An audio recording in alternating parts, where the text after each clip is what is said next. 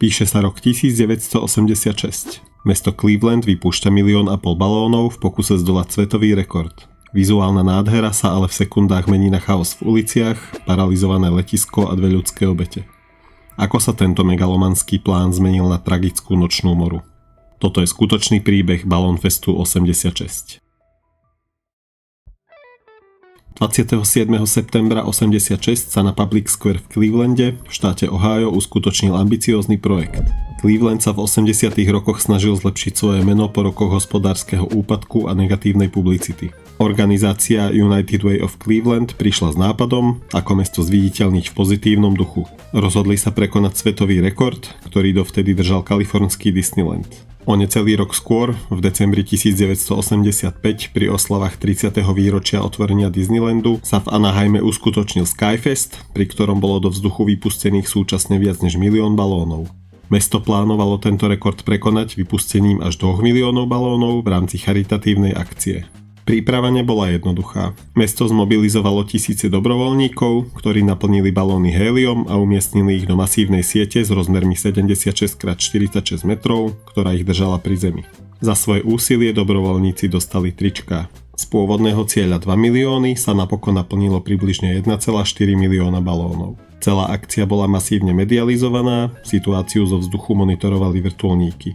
Vypustenie balónov bolo naplánované okolo 12:00. V deň akcie sa na Cleveland blížila búrka, vietor silnel a obloha bola zamračená, čo neboli úplne ideálne podmienky. Organizátori napäto sledovali situáciu a vypustenie napokon posunuli o necelé 2 hodiny neskôr.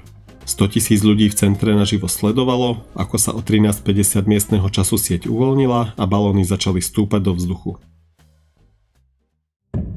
Deň predtým vyšli na nedaleké jazero Erie dvaja miestni rybári, Raymond Broderick a Bernard Salzer. Mal to byť úplne obyčajný rybársky výlet. Ďalší deň sa ale nevrátili domov a ich rodiny ich ohlásili ako nezvestných. Pobrežná stráž okamžite zorganizovala pátraciu akciu, pretože pri jazere sa počasie rýchlo menilo a mohlo byť pre rybárov nebezpečné. V ranných hodinách bol nájdený pri brehu opustený čln. Pátracia akcia teda pokračovala, boli zapojené člny aj vrtuľníky, ktoré sa snažili rybárov hľadať vo vode. Na hladine jazera ale plávali tisíce balónov, ktoré prakticky znemožnili nájsť 2 nezvestných ľudí. Krátko po vypustení balónov sa situácia začala komplikovať. Vietor a dažď spôsobovali, že mnohé balóny začali klesať späť k zemi a nad blízke jazero Erie, namiesto toho, aby bezpečne stúpali a rozptýlili sa. Balóny sa rýchlo dostali do ulic, blokovali dopravu a spôsobili zdržania na hlavných cestách. K policajným zásahom pribudlo množstvo havárií aut.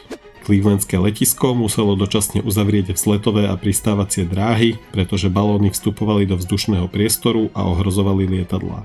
Dopad balónov mimo mesta spôsobil problémy na farmách v nedalekom okrese Medina. Farebné balóny splašili kone, ktoré sa pri panike zranili. Následkom udalosti podali desiatky ľudí a firiem žaloby proti organizátorom akcie, vrátane vlastníkov fariem a majiteľov aut poškodených pri dopravných kolíziách. Telá 2 nezvestných rybárov sa našli až po niekoľkých dňoch.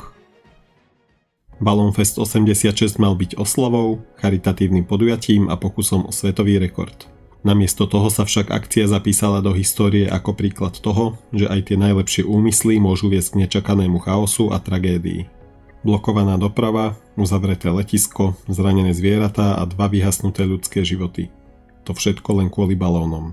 Masové vypúšťanie balónov bolo preto vylúčené z Guinnessovej knihy rekordov, aby sa podobný scenár už nikdy nezopakoval. Nie je to však jediný rekord, ktorý musel skončiť kvôli bezpečnosti. Ďalší extrémny prípad rozoberám v dokumente o spánkovej deprivácii.